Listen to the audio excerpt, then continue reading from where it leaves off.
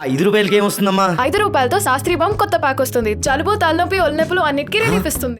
ఫామ్‌లో ఈ కార్ రేసులో రోజు రోజుకి ఏసీపీ అధికారులు దర్యాప్తు ముందస్తుగా సాగిస్తూ ఉన్నారు. ఎందుకంటే ఒకరోజు జరిగిన ఎంక్వైరీలో కొన్ని క్వశ్చన్స్ ఉంటే తర్వాత రోజు ఎంక్వైరీలో ఇంకోలా జరుగుతూ ఉంది. అంటే రోజుకో విధంగా జరుగుతోంది ఎంక్వైరీ అండ్ దర్యాప్తు సాగుతూ ఉంది. సో దర్యాప్తులో కేటీఆర్ అరెస్ట్ అవుతాడా లేదా అంటే ఎలాంటి క్వశ్చన్స్ అడుగుతున్నారు, ఎలాంటి విచారణ జరుగుతుంది, మనం ప్రస్తుతం బీఆర్ఎస్ భవన్లో ఉన్నాం. వారి కార్యకర్తల ద్వారా తెలుసుకుందాం అంటే ఎలాంటి ఇన్ఫర్మేషన్ ఉంది, ఫర్దర్గా ఎలాంటి రియాక్షన్ తీసుకోబోతున్నారు కార్యకర్తలు. సార్ నమస్కారం సార్. కేటీఆర్ ఇష్యూ మీద కేటీఆర్ అరెస్ట్ అవుతారంటారా లేకపోతే ఏసీబీ అధికారుల నుంచి బయటకు వస్తారంటారా?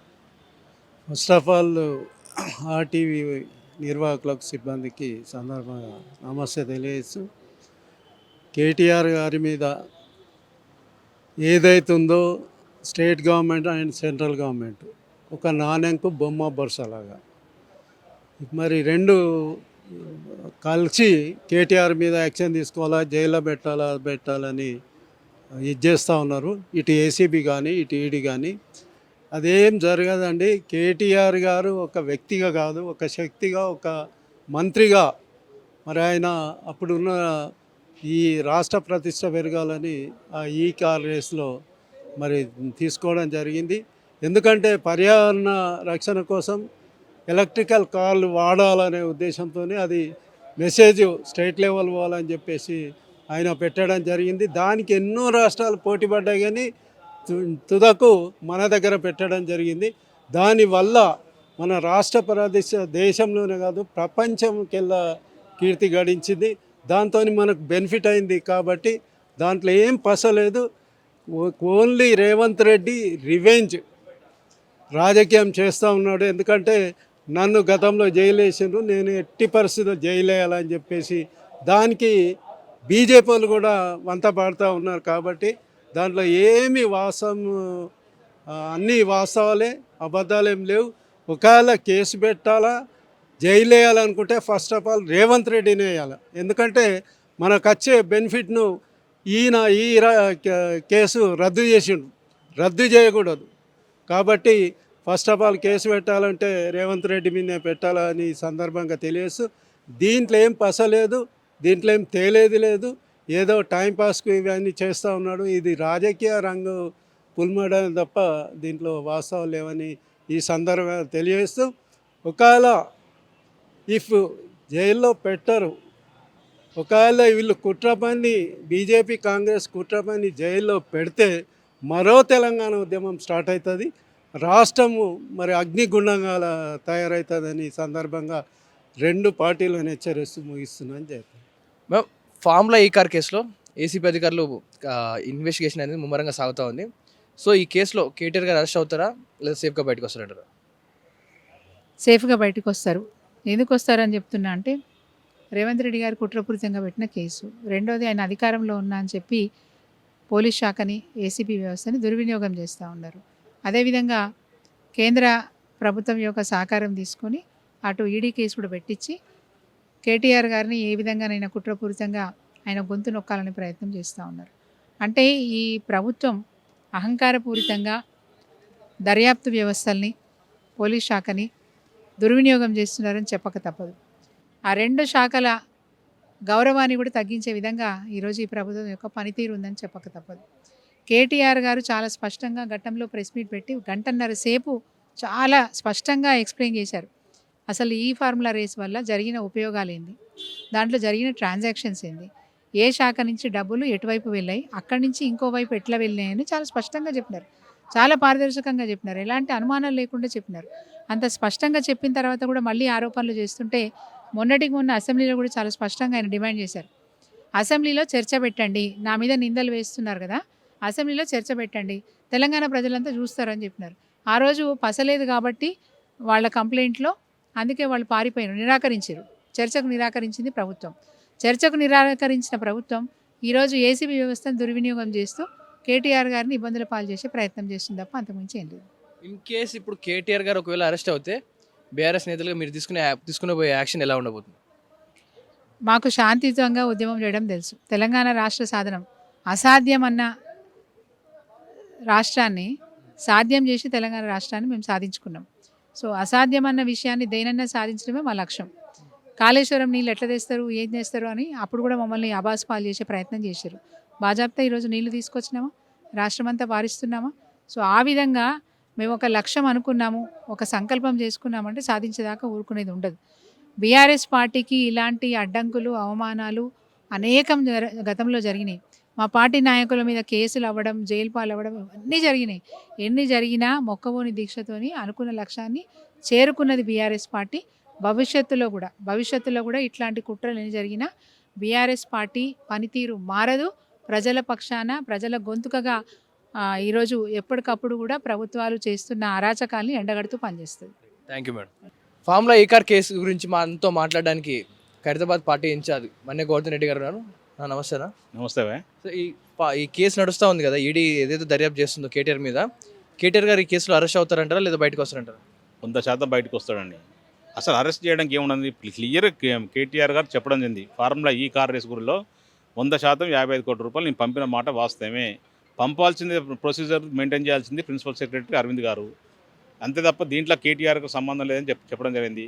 కేటీఆర్ గారు ఏదైతే ఈ car race Greenko Greenko company వాళ్ళు పక్క జరిగినందుకు కంపల్సరీ ఈ కార్ రేస్ బయటకు పోవద్దు, వేరే స్టేట్కి పోవద్దు, లేదా వేరే కంట్రీకి పోవద్దు అని చెప్పేసి ఒక మంచి ఉద్దేశంతో తెలంగాణలో హైదరాబాద్ బ్రాండింగ్ పెంచాలని ఫస్ట్ ఈ కార్ రేసులో దాదాపు తెలంగాణ రాష్ట్రానికి 700 కోట్ల రూపాయలు ప్రాఫిట్ వచ్చింది, పరోక్షంగా ప్రత్యక్షంగా అని చెప్పేసి నేషనల్ నెల్సన్ పత్రిక చెప్పడం జరిగింది సంస్థ. అట్లాంటి దాన్ని మరి ఇంకోసారి కూడా చేస్తే ఇంకా బాగుంటుంది, పికప్ అవుతుందని చెప్పేసి ఫస్ట్ టర్మ్కి 700 కోట్లు వస్తే సెకండ్ టర్మ్ ఇంకా మంచి పికప్ అవుతుందని చెప్పి ఆలోచనతో కేటీఆర్ గారు ఈ కార్ రేస్ ఎక్కడ పోద్దని చెప్పేసి ఫస్ట్ అయితే హెచ్ఎండి నుంచి అమౌంట్ పంపడం జరిగింది. తర్వాత ఎవరెవరు స్పాన్సర్లు వస్తారని చెప్పి ఉద్దేశంతో, మంచి ఉద్దేశంతో, ఇలా చెడు ఉద్దేశంతో లేక కరప్షన్ చేయాలని చెప్పి ఉద్దేశంతో పంపలేదు. మంచి ఉద్దేశంతో బ్రాండ్ ఇమేజ్ని తగ్గకుండా చూసుకోవాలనే ఉద్దేశంతో పంపడం జరిగింది. ఒక మినిస్టర్గా, హెచ్ఎండి వైస్ చైర్మన్గా, మున్సిపల్ శాఖ మంత్రిగా పంపడం జరిగింది. దీంట్లో రేవంత్ రెడ్డి గారు కక్షాం చర్యలో భాగంగా కేసు పెట్టడం జరిగింది. క్లియర్గా దాని ఇంటెన్షన్ అర్థమవుతుంది. మొన్న ఏసీ వాళ్ళు ఎంక్వైరీ చేసిండు, 82 ప్రశ్నలు చేశారు. 82 ప్రశ్నలు క్లియర్గా కేటీఆర్ సమాధానం చెప్పిండు. ఇప్పుడు ఈరోజు కూడా ఈడీ సంస్థ కూడా ఎంక్వైరీకి పిలిచింది. ఖచ్చితంగా కేటీఆర్ గారు ధైర్యంగా పోయిండు. ఖచ్చితంగా వాళ్ళు అడిగిన ప్రశ్నకు సమాధానం చెప్తాడు. అట్లా ఈరోజు అరెస్ట్ లేదు, ఎప్పుడు అరెస్ట్ లేదు. దీంట్లో అవకాశం లేదు, అరెస్ట్ చేయడానికి అవకాశం లేదు. నిజంగా కరప్షన్ అంటూ లేనే లేదు. ఓన్లీ ప్రొసీజర్ ల్యాబ్లో ఏమైనా కొంచెం ఉంటే అది ప్రిన్సిపల్ సెక్రటరీ చూసుకోవాల్సింది, హెచ్ఎండికి సంబంధించిన అధికారులు చూసుకోవాల్సిన బాధ్యత వాళ్ళకు ఉంది. ఇక్కడ కేటీఆర్ గారు చేసిన తప్పు లేదు. నిజంగా కూడా డబ్బులు పంపితే వాళ్ళు కంపల్సరీ డబ్బులు ముట్టినని చెప్తున్నారు. వాళ్ళు డబ్బులు ఇక్కడ పంపడం జరిగింది. అక్కడ ఈ కార్ సంస్థకు ముట్టిన. ఇలా కరప్షన్ ఏడు ఉంది, కరప్షన్ లేదు. కావాలని ఇంటెన్షన్లో కేసు పెడతారు. ఏదో రకం కేటీఆర్ అని ఇబ్బంది పెట్టాలి. రేవంత్ రెడ్డి జైలుకు పోయింది కాబట్టి ఈయన కూడా జైలుకు పోవాలి, అందరం జైలుకు పంపాలని చిన్న కక్షపూరిత రాజకీయం చేస్తున్నాడు రేవంత్ రెడ్డి గారు.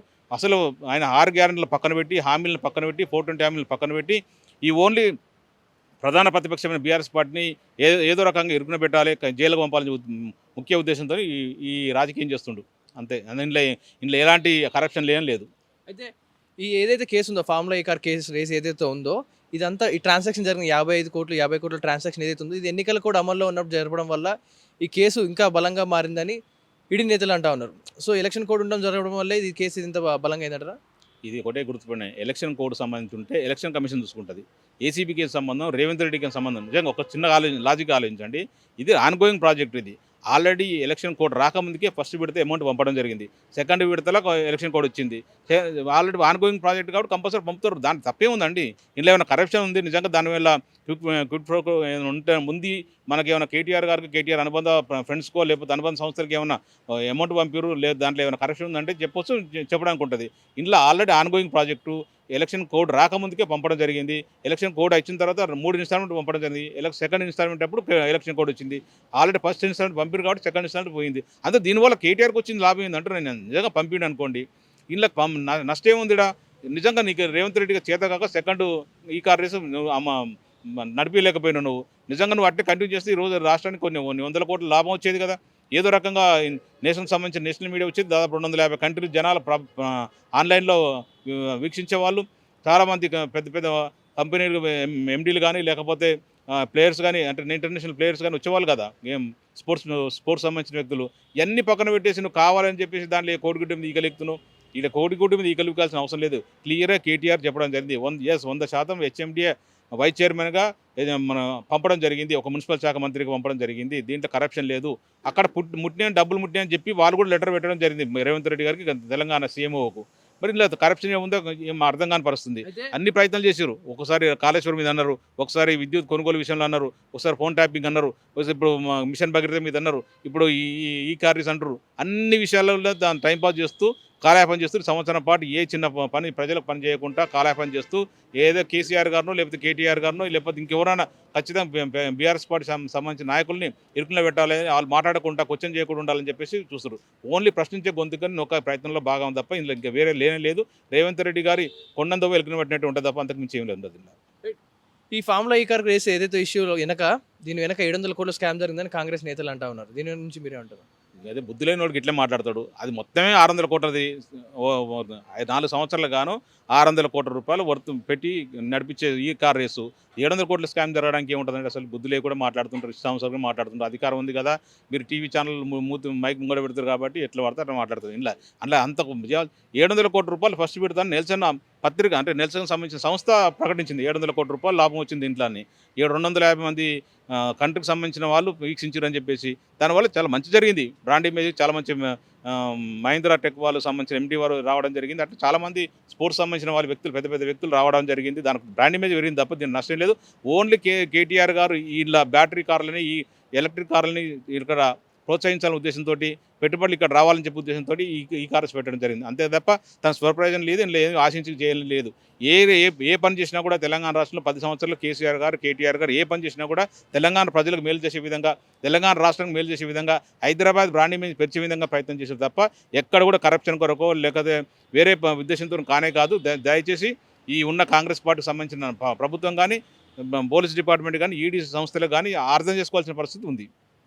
ఒకవేళ ఈ ఫామ్లో ఈ కార్ కేసులో కేటీఆర్ గారు అరెస్ట్ అవుతే మీరు తీసుకోబోయే రియాక్షన్ ఎలా ఉండవు? అరెస్ట్ కావడం ఛాన్సే లేదు. ఇంకా తీసుకొని చట్టపరంగా మేము ఫైట్ చేస్తాం. చట్టం మీద గౌరవం ఉంది, చట్టం మాకు మంచి జరుగుతుందని చెప్పేసి ఇందులో ఎలాంటి చెడు ఉద్దేశంతో పనిచేయలేదు. ఒక బ్రాండ్ ఇమేజ్ పెంచడానికి ప్రయత్నం చేసిన ప్రయత్నంలో భాగం తప్ప ఇందులో ఎలాంటి మేము కరప్షన్ లేదు అని చెప్పేసి మా పూర్తి విశ్వాసం ఉంది. న్యాయస్థానం మీద పూర్తి గౌరవం ఉంది. ఖచ్చితంగా న్యాయస్థానంలో మాకు ఖచ్చితంగా న్యాయం జరుగుతుందని చెప్పి నమ్ముతున్నాం. ఫామ్లో ఈ కార్ రేసులో కేటీఆర్ గారు అరెస్ట్ అవుతారా లేదా? మీ రియాక్షన్ ఏంటి? అసలు ఈ కేసు అనేదే అసలు తప్పుడు కేసు. అసలు చట్టం ముంగట కానీ ఎక్కడ కానీ ఈ కేసు నిలబడదు.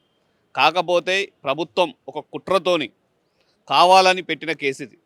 కాబట్టి రేవంత్ రెడ్డి ఏమైంది, అప్పుడు ఓటుకు నోటు కేసులో రెడ్ హ్యాండెడ్గా దొరికి ఒక ముద్దాయిగా అతను జైలు శిక్ష అనుభవించాడు. కాబట్టి నేను జైలుకు పోయినా కాబట్టి ప్రతి ఒక్కరిని జైలుకు పంపాలి, ప్రతి ఒక్కరి మీద ఏదో రకమైన తప్పుడు ఆరోపణలు చేసి తప్పుడు కేసులు పెట్టాలనే ఉద్దేశంతో చేసినది. ప్రపంచ దేశాలు పోటీ పడితే కూడా అప్పటి మున్సిపల్ శాఖ మంత్రిగా ఉన్న కేటీఆర్ గారు తెలంగాణ రాష్ట్రానికి, హైదరాబాద్ నగరానికి ప్రపంచ పటంలో ఒక పేరు రావాలి అనే ఉద్దేశంతో ప్రపంచ దేశాలు పోటీ పడితే కూడా తెలంగాణ రాష్ట్రానికి తీసుకొచ్చి ఈ కార్ రేసు నిర్వహించడం జరిగింది. ఈ కార్ రేసు నిర్వహించడం వల్ల దేశవ్యాప్తంగా కూడా ప్రపంచవ్యాప్తంగా కూడా తెలంగాణ రాష్ట్ర పేరు కానీ హైదరాబాద్ నగర పేరు కానీ చాలా పేరు ప్రతిష్టలు చాలా పెరిగాయి. దానివల్ల వివిధ కంపెనీలు వందలాది కోట్ల రూపాయల యొక్క పెట్టుబడులు వచ్చి హైదరాబాద్ నగర అభివృద్ధికి, తెలంగాణ అభివృద్ధికి దోహదపడడం జరిగింది. కానీ ఈ యొక్క ప్రభుత్వం ఒక కుట్రపూరితంగా ఈ జరగని దాన్ని జరిగినట్టు, తప్పు జరిగినట్టు చిత్రీకరిస్తూ ఏదో రకంగా కక్షపూరితమైన కేసు నమోదు చేసి ఏ రకంగానైనా కేటీఆర్ గారిని జైలు పంపాలని ఒక చూస్తుంది. కానీ దీన్ని ప్రజలందరూ కూడా గమనిస్తున్నారు. తెలంగాణ ప్రజలు కానీ దేశవ్యాప్త ప్రజలందరూ కూడా గమనిస్తున్నారు. తప్పకుండా ఇప్పుడు రేవంత్ రెడ్డి ఒక డైవర్షన్ పాలిటిక్స్ను నడిపిస్తున్నాడు. తను ఎన్నికల ముందు ఇచ్చిన హామీలను నెరవేర్చకుండా ప్రజల యొక్క దృష్టిని మళ్లించడం కోసము ఒకసారి లగచెర్ల బాధితులు అంటాడు, ఒకసారి హైడ్రా అంటాడు, ఒకసారి తన జన్వాడ ఫామ్ హౌస్ గురించి చెప్తాడు, ఒకసారి వాళ్ళ ఫ్యామిలీ కుటుంబ సభ్యులు పార్టీ నిర్వహిస్తే అది దాంట్లో డ్రగ్స్ వారిన. కాబట్టి ఎప్పటికప్పుడు ప్రతి 15 రోజులకు ఒకసారి, నెల రోజులకు ఒకసారి ఒక రకమైన తీసుకొచ్చి మీడియా అటెన్షన్ మొత్తం డైవర్ట్ చేసి ప్రజల యొక్క దృష్టిని మళ్లించడం చేస్తుండు. అతను కేటీఆర్ గారు మీ ప్రభుత్వం ఇచ్చిన హామీలను నెరవేర్చండి, ఎన్నికల్లో ఇచ్చిన హామీలను నెరవేర్చండి అని ప్రజల పక్షాన పోరాడుతుంటే అతని గొంతు నొక్కాలనే ఒక ఉద్దేశంతో ఈ యొక్క కేసును ముందుకు తీసుకుపోవడం జరుగుతుంది. అయినప్పటికీ కూడా మేమందరం కూడా మాకు నమ్మకం ఉంది, న్యాయస్థానాలపైన కానీ చట్టాలపై గౌరవం ఉంది. తప్పకుండా కేటీఆర్ గారు ఒక కడిగిన ముత్యంలాగా బయటికి వస్తారు. తన యొక్క నిర్దోషిత్వాన్ని నిరూపించుకుంటారని మేము నమ్ముతున్నాం. న్యాయస్థానాలపైన చట్టాలపైన మాకు గౌరవం ఉంది. రాబోయే రోజుల్లో తప్పకుండా ప్రజాక్షేత్రంలో రేవంత్ రెడ్డి యొక్క తప్పులను, రేవంత్ రెడ్డి యొక్క హామీలను నిలదీస్తాము. ఎప్పటికప్పుడు నిలదీస్తూ ప్రజల పక్షాన ఉంటూ తను ఎన్నికల్లో ఇచ్చిన హామీలను నెరవేర్చే వరకు కూడా ప్రజాకోర్టులో ప్రజాక్షేత్రంలో తను దోషిగా నిలబెడతాము, ప్రజాక్షేత్రంలో తేల్చుకుంటామని తెలియజేస్తున్నాం. ప్రస్తుతం ఏసీబీ అధికారులు కేటీఆర్ పై ఎంక్వైరీ నడుస్తూ ఉన్నది. సో ఈ కేసులో కేటీఆర్ గారు అరెస్ట్ అవుతారా లేదా? మీ స్పందన ఏంటి? ఈడీ అధికారులు అయితే వాళ్ళు ఇన్వెస్టిగేషన్ పర్పస్లో పిలిచారు. అయితే వాళ్ళు ఏం ప్రశ్నలు ఇస్తున్నారు, ఏం సంగతి అనేది చూడాలి. అయితే కేటీఆర్ గారు మొన్న ఏసీబీకి పోయినప్పుడు 60-70 ప్రశ్నల దాకా అడిగినట్టు వారు బయటకు వచ్చి చెప్పినారు. అంటే ప్రతి ప్రశ్నకు కూడా వారు సమాధానం చెప్పినారు. ఆ సమాధానం వాళ్ళు సాటిస్ఫై అయ్యేటట్టే చెప్పారు. అయితే మొదటి నుంచి కూడా ఈ కేసులో ఏందని అంటే మా వాదన ఏసీబీ ఎఫ్ఐఆర్ మీద ఈరోజు ఈడీ పిలిచింది కాబట్టి ఏసీబీ ఎఫ్ఐఆర్లోనే ఇక్కడ లంచం అనేది లేదు, లంచం ఇచ్చిన వాళ్ళు తీసుకున్న వాళ్ళు లేరు అనేది మా కంటెన్షన్.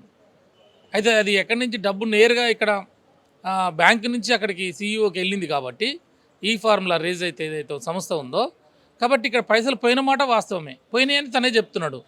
వాళ్ళు వచ్చినాయని కూడా అక్నాలెడ్జ్మెంట్ ఇచ్చారు. ఎన్ని పైసలు మీరు ఆరోపణ చేస్తున్నారో అన్ని పైసలు ఇక్కడ నుంచి పోయినాయి, బ్యాంకు పోయింది, అక్కడ కంపెనీకి వెళ్ళింది. ఇంక ఇక్కడ లంచాలు ఇచ్చిన వాడేవాడు, తీసుకున్న వాడేవాడు? పోనీ వాళ్ళు ఏమన్నా డబ్బులు ఇస్తే కేసీఆర్ బామ్మార్ది అకౌంట్లు వచ్చినాయి, ఏమన్నా కేసీఆర్ మేనమామ అకౌంట్లు వచ్చినాయా, మేనల్లుడి అకౌంట్లు వచ్చినాయా? లంచాలు అని ఎట్లా అంటారు అని అంటున్నాం మేము.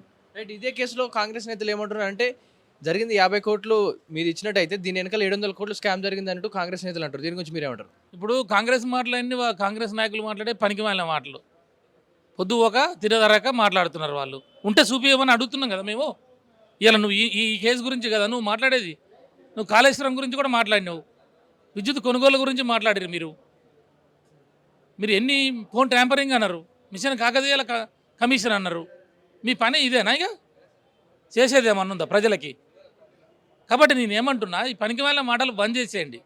నీ దగ్గర ఏదైనా ఉంటే ముందులో పెట్టమని కేటీఆర్ గారు చెప్పినారు. 40 రోజుల ముందు ప్రెస్ మీట్ పెట్టి నువ్వు ఈ ఫార్ములా ఈ అనేది ఎప్పుడైతే పెట్టి తెచ్చినావో ఆ రోజే నీకు ప్రెస్ మీట్ పెట్టి అన్ని విషయాలు చెప్పినాడు. ఏసీబీకి కానీ ఇప్పుడు ఈ అడుగుతున్న ఈడీకి కానీ అన్నికి వాళ్ళకి ప్రశ్నలకి ఆన్సర్లు మొత్తం అందులోనే ఉన్నాయి. అయినా నువ్వు అసెంబ్లీలో చర్చ పెట్టమన్నాడు, ఎందుకు పారిపోయినావు అంటున్నాం. అసెంబ్లీలో 4 గోడల మధ్యలో ఇన్వెస్టిగేషనే. ఆయన ఏం అడుగుతున్నదో తెలియదు, ఈయన ఏం చెప్తున్నదో తెలియదు. కానీ అసెంబ్లీలో చర్చ పెట్టి మాట్లాడమని చెప్పిండు కదా, తప్పుంటే నువ్వు నిలదీయమని అడిగిండు కదా, ముఖ్యమంత్రికి లెటర్ రాసిండు కదా, స్పీకర్కి లెటర్ రాసిండు కదా, మా ఎమ్మెల్యేలు అంతా అడిగిరు కదా, మరి ఎందుకు పెట్టలేదు మరి నువ్వు? అసెంబ్లీలో 4 కోట్ల మంది ప్రజలు చూసేవాళ్ళు కదా, వాస్తవాలు ఏందో ప్రజలకు తెలుసు కదా. దొంగతనం చేస్తే నువ్వు కేటీఆర్ గారిని నిలబెట్టాలి కదా, అసెంబ్లీలో నిలదీయాలి కదా, నువ్వు ఎందుకు తప్పించుకోపోయినావు అంటున్నాం మేము. ఈ కేసులో ఇన్ కేసు ఇప్పుడు కేటీఆర్ గారు ఒకవేళ అరెస్ట్ అవుతే కార్యకర్తలుగా మీరు తీసుకునే రియాక్షన్ ఎలా ఉండబోతుంది? అరెస్ట్ అయితే ఈ కేసు మేము ఏ కేసులో ఈ కేసు కాదు, ఏ కేసుకు భయపడేది లేదు. అరెస్ట్ అయితే ఏముంటుంది, బెయిల్ వేసుకుంటాం సుప్రీంకోర్టులో. కవితక్కని అరెస్ట్ అన్నారు, అరెస్ట్ చేసిరు, ఏమైంది? సుప్రీంకోర్టు చీవాట్లు పెట్టి కొంతకాలం ఆ సెక్షన్కి ఈడీ అనే యాక్ట్ ఒకసారి ఫైల్ అయిన తర్వాత ఇన్ని రోజులు బెయిల్ రావద్దు అనేది అందులో ఉన్నది. కాబట్టి ఒకవేళ నువ్వు పెడితే పెట్టినావు, అరెస్ట్ కూడా చేస్తారు. రేపు చేస్తే కోర్టులు ఉన్నాయిగా, న్యాయస్థానాలు ఉన్నాయిగా, ధర్మాసనాలు ఉన్నాయి కదా, అక్కడ పోయి మేము మా లీగల్ సెల్ ఉన్నది, మేము ఆర్గ్యుమెంట్ చెప్పుకుంటాం, మా నిరసనలు మేము తెలియజేస్తాం, ప్రజలకు చెప్తాం. ఇచ్చిన మాట మా హామీలు ఉన్నాయో అవి నిలబెట్టుకోలేక ఇలాంటి కార్యక్రమాలు చేస్తారని ప్రజలకు ఈరోజు అర్థమైంది. మేము రేపు ఖచ్చితంగా సుప్రీంకోర్టులో పోతాం, బెయిల్ వస్తుంది. కాకపోతే 4 రోజులు లేటు. ఇలా అధికారం నీ మంత్రదండం నీ చేతిలో ఉందని తిప్పుతున్నావు, తిప్పు, రేపు మాకు వస్తుంది ఆ మంత్రదండం. అంటే తప్పు లేకుండా అరెస్ట్ చేస్తారంటారా కేటీఆర్ని? నేనేమంటున్నా, తప్పు లేక ఇప్పుడు అదే కదా ఎఫ్ఐఆర్ అనేది వాళ్ళు చేసినారు, ఇక తప్పు ఉందా లేదా తర్వాత. ఇక అంటే మీరు ఏమన్నారంటే అరెస్ట్ అయితే మీ పోయి బెయిల్ తెచ్చుకుంటా ఉన్నారు. అవును, సో తప్పు చేసినా అరెస్ట్ చేసేది. తప్పు చేస్తే అరెస్ట్ అనేది కాదు తమ్మి, తప్పు చేస్తే అరెస్ట్ అనేది కాదు. నీ మీద ఒక ఎఫ్ఐఆర్ అయిందంటే అరెస్ట్ చేస్తారు. తప్పు చేసినా చేయలేదు ఎప్పుడు బయటకు వస్తుంది? విచారణలో బయటకు వస్తుంది. సాక్ష్యాలు కోర్టులో ప్రవేశపెట్టినప్పుడు కోర్టు నమ్మితే అప్పుడు శిక్ష పడుతుంది. అప్పుడు అసలు నేరస్తులు అవుతారు ఎవరైనా, నువ్వైనా నేనైనా కేటీఆర్ అయినా. కానీ ఎఫ్ఐఆర్ అయింది కాబట్టి తప్పు చేసినాం అన్నది కరెక్ట్ కాదు. ఎందుకంటే ఇన్వెస్టిగేషన్ ఉంటుంది, ఇంకా ప్రాథమిక ఇన్వెస్టిగేషన్లోనే ఉన్నారు. ఇప్పుడు ఈడీ వచ్చింది, ఆయన ఇన్వెస్టిగేషన్లో భాగమే. మొన్న ఏసీబీ అడిగింది కూడా ఇన్వెస్టిగేషన్లో భాగమే. కాబట్టి ఏసీబీ ఎఫ్ఐఆర్ చేసింది కాబట్టి నువ్వు దొంగవంటే అట్లా కాదు. ఈడీ ఎఫ్ఐఆర్ అయింది కాబట్టి నువ్వు దొంగవా అంటే కాదు. జైలుకు పోయినా నువ్వు దొంగ కాదు, ఎప్పుడు శిక్ష పడితే దొంగవు నువ్వు. కాబట్టి మేము ఏమంటున్నామంటే వీళ్ళు ఎన్ని ఆరోపణలైనా చేయవచ్చు కాక అక్కడ మేమేం తప్పు చేయలేదని కంటిగా చెప్తున్నాడు కేటీఆర్ గారు. ఏదైనా ఉంటే నువ్వు పట్టకరా, ఈ కేసే కాదు లొటపీస్ కేసు అని ఎందుకు అన్నాడు అనుకున్నావు? నువ్వు 10 కేసులు పెట్టినావు ఇలా పనికి మాలిన కేసులు. ఒక్క కేసులో నీ కాగితాలు పెట్టిన వాడను చూపించినావు. నువ్వు ఏ ప్రాతిపదికన మాట్లాడుతున్నావు నువ్వు మాట కేసులని చెప్పాలి కదా. ఏది మరి సంవత్సరం అయినా నీకాడ ఏసీబీ ఉంది, నీకాడ ఇంటెలిజెన్స్ ఉంది, నీకాడ పోలీసు ఉన్నది, నీకాడ అడిగితే సమాధానం చెప్పాలి కదా నువ్వు. మరి ఏది ఒక్క దాంట్లో కూడా నీ దగ్గర ఏం లేదు. ఏ కేసు అయినా పోతున్నావు, బొక్కవర్లో పడుతున్నావు, మూతివాయ పడుతున్నావు. సో ఈరోజు ఈ ఎంక్వైరీ తర్వాత ఏం జరగబోతుందంటారు? ఎంక్వైరీ తర్వాత మళ్ళా పిలుస్తాడు. మాకు తెలవని ముచ్చట్లు కొత్తనా మాకు. ఇంకోసారి పిలవచ్చు, ఇంకో 2 సార్లు పిలవచ్చు, ఢిల్లీకి కూడా పిలవచ్చు కాక, అరెస్ట్ కూడా చేయవచ్చు కాక. మేము అన్నిటికీ సిద్ధపడే ఉన్నాం. ఈడీ ఎఫ్ఐఆర్ అయిందంటే వాళ్ళు అరెస్ట్ చేస్తారు. ఇవాళ చేస్తారా, రేపు చేస్తారా, 4 రోజుల తర్వాత చేస్తారా, కానీ చేయడం చేస్తారు. చేసి మేము బెయిల్ తీసుకుంటాం. 100% మాకు బెయిల్ వస్తుంది. నేనేమంటున్నా, ఇలా ఈడీ కేసులు ఉన్నాయి. ఈడీ కేసులు 5,900 కేసులు ఇలా 10 సంవత్సరాలలో భారతదేశంలో ఈ 10 సంవత్సరాలలో చెప్తున్నా 5,906 కేసులు ఎఫ్ఐఆర్ అయినాయి. ఎన్ని కేసులలో కన్విక్షన్ వచ్చింది, ఎన్ని కేసులు ప్రూవ్ అయినాయి అంటున్నా నేను. 40 కేసులు కాలే అంటే 1%, 2% కూడా కాలే. మిగతా కేసులంతా బూటకమా నాటకమనే కదా. చెప్పు నువ్వు. 3 కేసులు ఎక్విటల్ అయినాయి. మరి మిగతా కేసులన్నీ ఎక్కడ పోతున్నాయి అంటే వివిధ రాజకీయ పార్టీలు, ప్రాంతీయ పార్టీల నాయకుల మీద మీరు కేసులు పెడుతున్నారు. రాజకీయ నాయకుల మీద అవుతున్నాయి. మరి వాళ్ళు జైలుచిచ్చబడదా? కన్విక్షన్ రావాలి కదా. పోనీ నువ్వేమన్నా మనీ లాండరింగ్ యాక్ట్ కింద నువ్వు వాళ్ళ దగ్గర రికవరీ చేసిన డబ్బు ఏది? ఏం చేయలేదు కదా. ఇక్కడ రాష్ట్ర ప్రభుత్వమే కాదు, కేంద్ర ప్రభుత్వాన్ని కూడా అడుగుతున్నాం మేము. ఎక్కడ ఏం లేదు. ఈడీ అనేది కూడా ఉత్తరం అట్లా పెట్టి అదొక యాక్ట్ ఉన్నది కాబట్టి దాన్ని వాడుతున్నారు. అక్కడ మమతా బెనర్జీ మీద పెట్టవచ్చు కాక. నిన్న ఢిల్లీలో అరవింద్ కేజ్రీవాల్ మళ్ళీ విచారణకి ఆయన లెఫ్టినెంట్ జనరల్ కర్నల్ ఆయన ఇచ్చాడు గవర్నర్ అక్కడ ఢిల్లీ, మళ్ళీ విచారణ కొనసాగించమని. అంటే ఎలక్షన్స్ వస్తున్నాయి రేపు ఢిల్లీలో. మళ్ళీ ఒకవేళ ఆ పార్టీ గెలిచిందనుకో వీళ్ళకి తలదించుకునే పరిస్థితులు వస్తాయి కదా. కాబట్టి ఇప్పుడు ఏం చేయాలా? అతన్ని మళ్ళీ విచారణ పేరుతో పిలవాలా, లోపడేయాలా? కేటీఆర్ గారు అడుగుతున్నాడు కాబట్టి కేటీఆర్ గారిని లోపలేయాలి. మమత అడిగితే మమతను లోపలేయాలా? అక్కడ ఆర్జేడీ ఉన్నది వాళ్ళని వేయాలా? దేశంలో ఉన్న ప్రాంతీయ పార్టీలు మొత్తం కూడా వాళ్ళ పునాదుల్ని కదిలించాలా, వాళ్ళని లేకుండా చేయాలా? నిద్ర 2 నేషనల్ పార్టీకి రాజ్యం వెళ్ళాలా? ఇదేనా కాన్సెప్ట్ అని ప్రజలు అడుగుతున్నారు. ఇట్లా అనిపిస్తున్నది మాకు. రైట్, ఇది ప్రస్తుతం ఉన్న సిచ్యువేషన్. అంటే కేటీఆర్ అరెస్ట్పై తమ కార్యకర్తలు కానీ ఎవరైనా సరే చాలా ధైర్యంగా ఉన్నట్టే కనపడుతుంది. అంటే మా కేటీఆర్ అరెస్ట్ అవ్వడు, మా ధైర్యంగా మేము ఉన్నాము, అది సేఫ్గా బయటకు వస్తాడంటూ కూడా తమ కార్యకర్తలతో పాటు పార్టీ లీడర్లు కూడా చెప్తా ఉన్నారు. ఇది ప్రస్తుతం ఇక్కడ ఉన్న సిచ్యువేషన్. కెమెరామెన్ జాఫర్తో పవన్ వాయుదేవ్, RTV. మరిన్ని వీడియోస్ కోసం ఛానల్ ని సబ్స్క్రైబ్ చేయండి. లేటెస్ట్ అప్డేట్స్ కోసం వాట్సాప్ ఛానల్ ని ఫాలో అవ్వండి. అండ్ లింక్ డిస్క్రిప్షన్ లో ఉంది.